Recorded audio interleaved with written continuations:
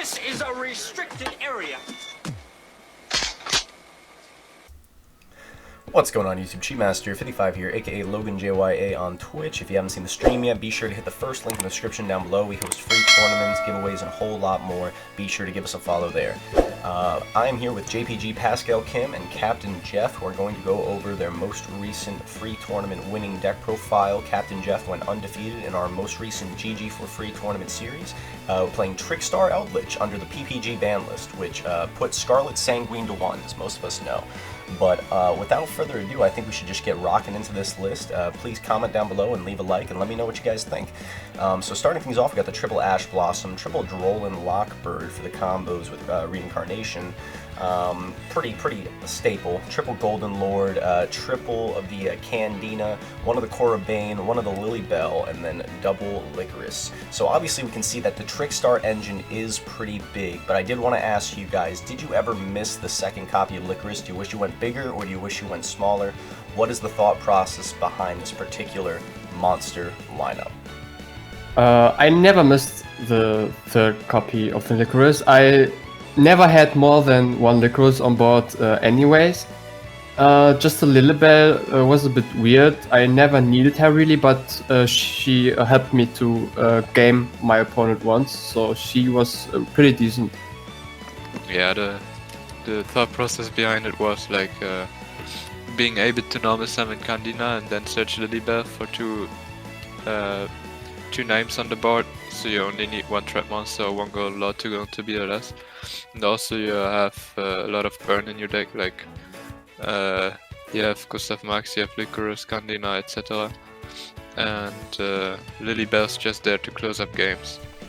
Well, that certainly makes a lot of sense to me. I think now we can safely move on to the Spell and Trap lineup with triple of the Pot of Extravagance, one of the Trickstar Light Stage, triple the Cosmic Cyclone, triple the Cursed Eldland, triple the Black Elixir, one of the White Destiny, and then one copy of Terraforming, bringing the Spells and Traps to a close. I guess one of my questions is, obviously we're playing more of the Black Awakening due to there only being one Scarlet Sanguine. Do you ever wish that you were playing more copies of the White Destiny? Did it ever come up? For me, one was more than enough. I never missed any Elixir cards. I'm always missing the golden lands, but obviously you cannot play more than 3 Conch and 3 Hakero. Yeah, for me it was fine as well. The only thing I thought about in the 5 minutes of building this deck is if Terraforming is correct, because you only play one field spell. So there's one target in your deck, so it might come up bad, but in the end I just said like, okay, I prefer having 2 light stages in my deck, but risk that I break when I have light stage already in play and draw Terraforming, because you can also ditch it with Lord or send it with Lord or however. And that certainly is one of the cool things with the Eldlich deck, because even your dead cards can become live fodder for the Golden Boy. But, you know, without further ado, let's get into traps. Obviously, we got the triple Conquistador, triple the Huaquero, triple Trickstar Reincarnation, followed up by one Scarlet Sanguine. Honestly, it makes a lot of sense in the trap lineup. One of my questions, I guess, is how good was the Trickstar Reincarnation? Were you using it to reoccur Trickstars from the grave? Was that effect coming up a lot, or was it mostly just for the interruption of plays? It's definitely a good hard counter to the Altergeist matchup, but were you using that secondary effect? Was it coming up, and if so, how so? I think I had Reincarnation like once, and summoned once from the grave. I didn't had many copies of it in play, so I cannot tell you much about it. I have to test it more to give a reasonable conclusion. I think the Reincarnation, like the graveyard effect came up like twice or thrice, I think, and it came up for game as well. Like people start using how was it, like they start using Linkuriboh. I played against 3 altar guys, and you have to somehow out this Linkuriboh, because sometimes you wanna get rid of the resources they have on the board, like with Multifaker Silk, and if you have the BLS on board, you need to run with something into the board, so he triggers the Linkaribo, so the BLS can trigger its effect. And for me it came up multiple times, so I can use my Trickstar engine to link into the BLS and then banish the reincarnation from my graveyard to get back, for example, like Kandina or whatever. And then just attack with the Kandina before, so he's forced to use his Linkaribo, and then the BLS come in place to trigger its effect to whatever, banish one card. And also, what's pretty niche is that Korobane is level 5 light, so you can go into Pleiades with one trap monster, so sometimes it comes up that you have the Korobane in the graveyard, banish the reincarnation to go into Pleiades.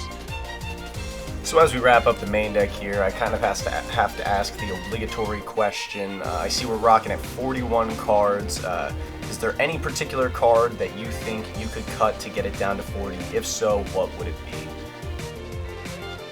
We have no idea what we could cut. Like, we were talking about that. I hate playing more than 40 cards, but like throwing in 2 engines and having cards like hand traps or like Cosmic Cyclone for back row removal, because with the PPG ban list we expected more control decks and altar guys rather than any combo decks, but we didn't find out any card we could cut. Yeah, the cards you could cut after the tournament, like I had those cards in mind before, is either the terraforming, one of the reincarnations, or the Leviaaner. Well, I do think that is a fair assessment, but now let's hop into the side deck. We got the 1 Pankratops, the triple Nibiru, triple Lightning Storm, 1 Mind Control, triple of the Mystic Mind, kind of goes with that terraforming. Then we got the triple evenly matched, and then finally the 1 Golden Land Forever. So Mystic Mind definitely was an interesting choice here. Did it come up for you guys? I think I should start explaining because I did the side deck in like 1 minute.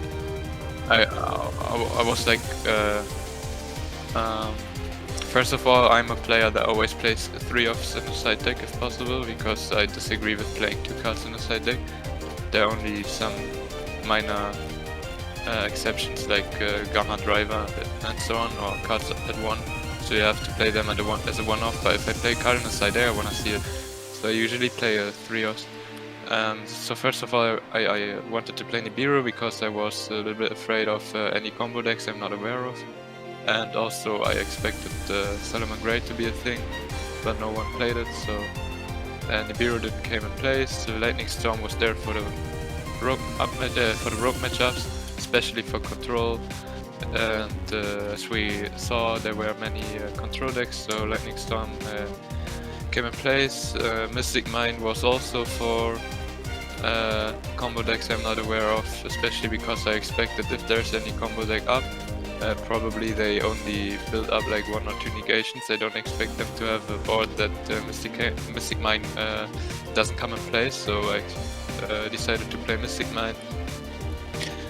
Evenly matched is yeah, for rogue matchup, for altar guys. I expected a lot of altar guys.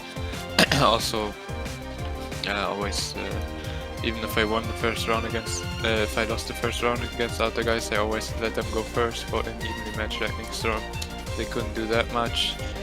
Yeah, then I wanted to play 1 Golden Land Forever because it's searchable, and if people let me go first, and especially altar guys, they made like evenly matched, and I just wanted to have an out evenly match which is searchable.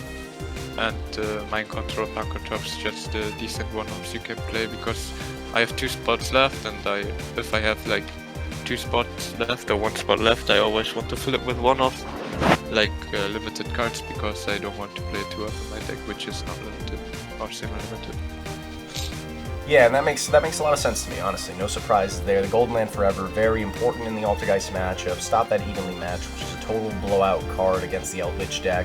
And obviously it's searchable, so, you know, very easy card to access. Definitely comes up a lot. But moving on from that, we'll go into the extra now. We're starting off with the triple Pleiades, one of the easiest cards to make and one of the most powerful.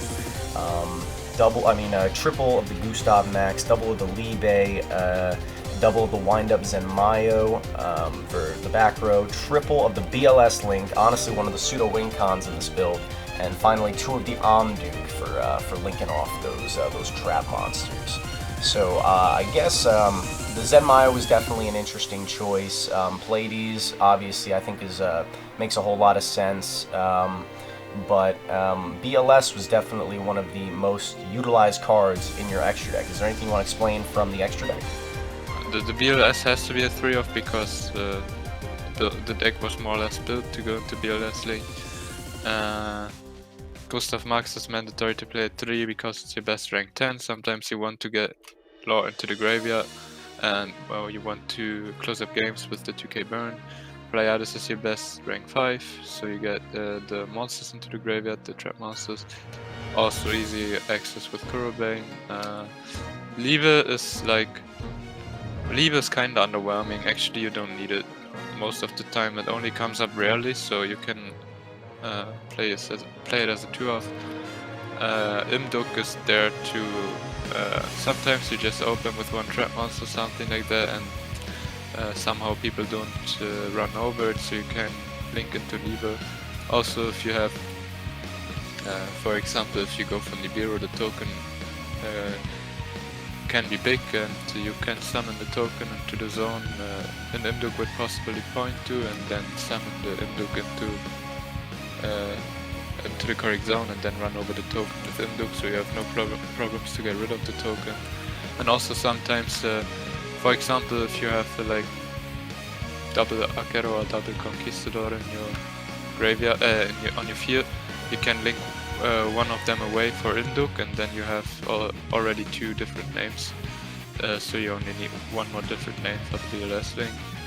And yeah, the Zenmaio didn't come up that often. Actually, I think in the tournament I only thought once about making it, but then I decided, okay, chances are that he has a monster negation or something like that, so I probably don't want to build it. I prefer the Pleiades then. And yeah, so actually you can cut the Zenmaio, but I don't know.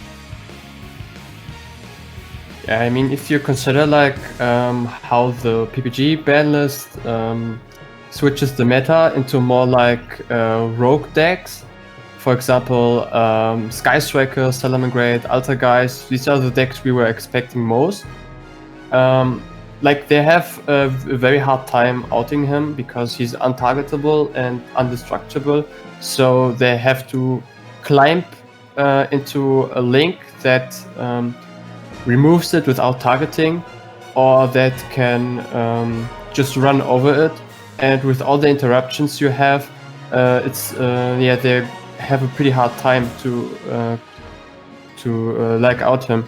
And I had it once against Salamangreat, where I just turn 3 built him, and my Golden Lord had all my Golden lands set up, and he immediately then just scooped because like there was no way he could play through all their cards.